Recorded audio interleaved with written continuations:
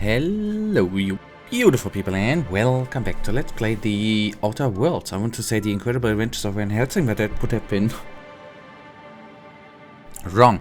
And we are up for a little bit of a talkative episode. Maybe we do one quest, I don't know. Let's see. Well, new business turns up at last. Celia, didn't I tell you our new statistics-based advertising model would be a hit? That you did, sir. How can yield improvements of 26.7% not quicken the pulse? How can 32% cost savings not moisten the loins?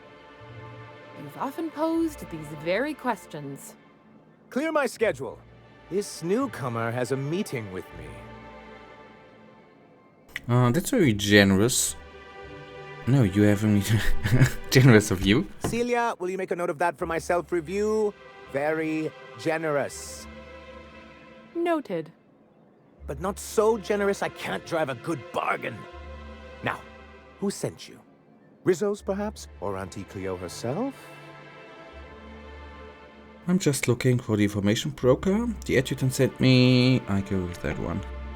The adjutant herself? Why, I knew the board would see reason eventually, but this... this... Sir, you've prepared for this. Right.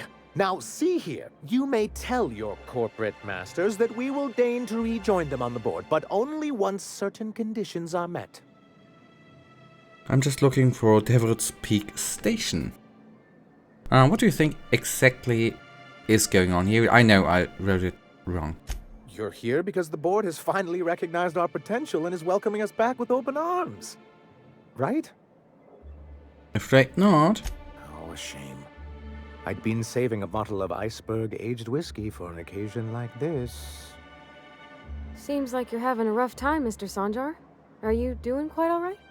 Oh, don't worry on my account. This is merely the latest in a long line of professional erotic and athletic disappointments.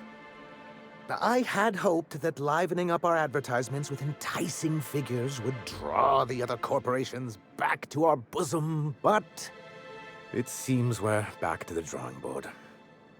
Oh boy. What exactly are you hoping to accomplish? Thanks to the so-called hazard clause, Monarch has been cut off from the board's resources and protection for 10 years now. So-called is right. We've got our hazards, but we're still here, damn it. The board took off without so much as a thought for the folks left behind. I don't... Dang it, Captain, that's not right. Folks on Monarch shouldn't have to suffer just because the board says so. Now, we've kept ourselves in business by trading with individual corporations, but given the off-the-books nature of those transactions, such arrangements are precarious. And you're tired of scrounging and scraping by, that's it. Sounds like you have freer than anyone else in Hallucon. Why not embrace it? Yes, freedom is a tempting ideal, but a rather costly paramour. You make a good point. So what do you mean to do about it? Yeah. Well, Mr. Nandi here has a rather ingenious plan to get MSI restored to the board. On our terms, mind you. A lot of good that'll do. They'll just find another reason to turn tail and abandon you. Not if we secure the proper safeguards first. And if our advertising scheme hasn't borne fruit, then perhaps it's time we took matters into our own hands. This lady knows what's going on. I should point out that I happen to work with the adjutant, yeah. Well, you don't have to rub it in.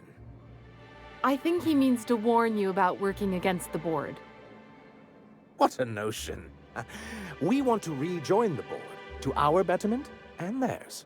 And my plan involves a two-pronged approach, the first part of which is seeing Stellar Bay properly defended. Fine, but how do you mean to do that? How long did it take you to figure that you need to defend your... Okay, first one. With a Bolt 52 cartridge, of course. If you can get us what we need to rejoin the board, starting the Bolt 52, we'll be able to become one of the most productive and secure cities in Halcyon. And you'll have a powerful ally on the board. The Bolt 52 sounds useful. What is it? Why, one of the strongest defenses in Halcyon. An extremely powerful ordnance. Where do I find one? In the sorry. old arms building southwest of town, which used to be part of Stellar Bay before we had to move our walls in. These days it's overrun with marauders and raptidons.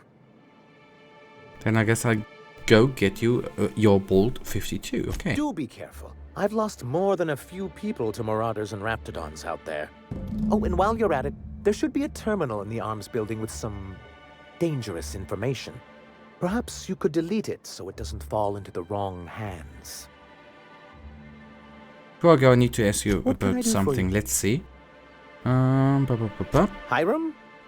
Why, he's probably still out at Devil's Peak. Not that he's had the courtesy to notify me, at any rate. How do I get to the Devil's Peak? You'd head south along the road and look for a mountain to the west. Not that I'd advise it. It's a terribly dangerous trek. But I see you've met Nyoka. Anyone can get you there safely, it's her. He just wants me out of his bar. Then it's good that I keep such meticulous notes. How did MSI get kicked off the board in the first place? I've asked myself the same thing many times, especially seeing as the legal mechanisms we employed were part of the board's own bylaws. Do you mean that that you initiated your own removal from the board? You're getting ahead of yourself again? Not intentionally, though that's technically true. For many years, this planet was home to as many corporations as Terra 2, but back then it was known as Terra 1. What happened to the other corporations? Terra 1 and 2. I see the board put their best people on that one. Really? I always thought they were refreshingly straightforward names. After all, the whole point of terraforming was to make them Earth-like. Here, though, the results were mixed. That ain't fair. They didn't leave on account of the hazards. They left on account of their cowardice. The hazards just gave them a reason to put to paper. Sharp as ever, Nyoka. And as the other corporations began to tally their losses, they decided to pull out. Seems wise, but no, not MSI, right? Our leadership at the time certainly wanted to. But there were others of us who saw an opportunity. The chance to improve working hours and conditions, to reform MSI from the ground up. Forward thinking of you. Reforms are for critters now, the first one. It's humane, but it's also good business sense. Exhausted, sick, and malnourished workers are not productive workers. Even a cursory review of the data bears that out. I hope you'd treat them nice, whether it was good business or not, Mr. Sanjar. That's what being a community means. Treating people right, because it's the right thing to do. Here, here. That may not be the way the colony works, but it damn well oughta. A noble thought, Miss Holcomb. Unfortunately, noble thoughts rarely sway board policy. Anyway, we learned of a loophole in the corporate bylaws that would allow MSI to claim ownership of the entire planet once the other corporations pulled out, creating the perfect environment for us to enact these new reforms. I take it your leadership didn't embrace your ideas, using the board's own tools against them. Clever, yeah. That's what I thought. But the senior executives laughed in our faces and insisted we'd be relocating to Terra 2 along with everyone else. Yet here you are. Yes, some of us stayed behind, and as the most senior executive remaining, I ended up in charge of what was left of MSI. I moved forward with our planned reforms, as well as our strategy to assume ownership of the planet. Yet not long after I renamed it Monarch, the other corporations dislodged us from the board and began an official campaign to paint us as lawless savages. That's low even for them. Yep, I go with that one. I don't think I realized how far they'd stoop. Everything we did was legal and above board. We followed their rules, and yet they still found reasons to declare us outlaws. I do think there's something useful in a governing body like the board.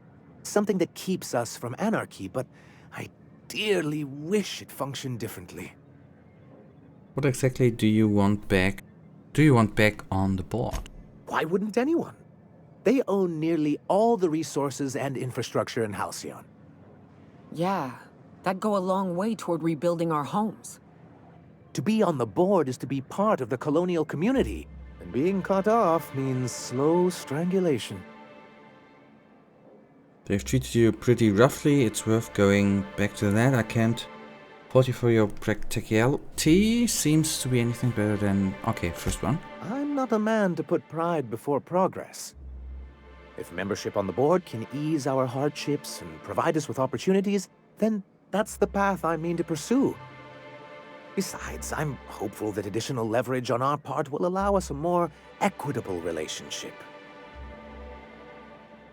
Good for you. Force them to the bargaining table. I've discovered it's much easier to negotiate from a position of power.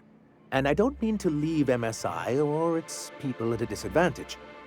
My hope is to maintain the reforms we've managed here, and who knows? Perhaps once we're restored, we could spread them to other corporations. Okay, what's the hazard clause? It's straight bullshit is what it is. A fabrication rich folks use to preserve their investments by leaving a lot of people here to die slow. Nyoka has the right of it. It's a legal provision that gives the board the authority to cordon off any planet or location that it deems dangerous. But wait, what happens to the folks stuck on the wrong side of dangerous? I'm afraid the welfare of a few hundred people is too minor a figure into the board's risk assessments. And Dave invoked on Monarch. You sound skeptical. Monarch may be dangerous, but it's hardly the wasteland the board describes it to be. Whatever the board's goals, the greater good has little part in them. What can I do for you? I met Grim, the landing pad guard. I see. And was his delivery of the MSI authorized greeting up to snuff? He did a bang-up job. That guy's a world-class moron. First one? Well, that's excellent. I'll see that your feedback makes it into his review. What else can I do for you? I think that was actually it, right? Okay, as I said, this is more of a talkative background episode, sadly enough. The report looks excellent, the numbers are from front and center, and you highlight our recent production gains nicely. One small adjustment: could you increase the page margins by 70.3%? I want them to match formatting of other reports for maximum readability. Okay, sounds alright, right? At least this is always the good part. We got some nice little background information. So there are, I think, always a few things which you could say are faction quests, okay. Say boring, whatever, right? But next one, we are actually gonna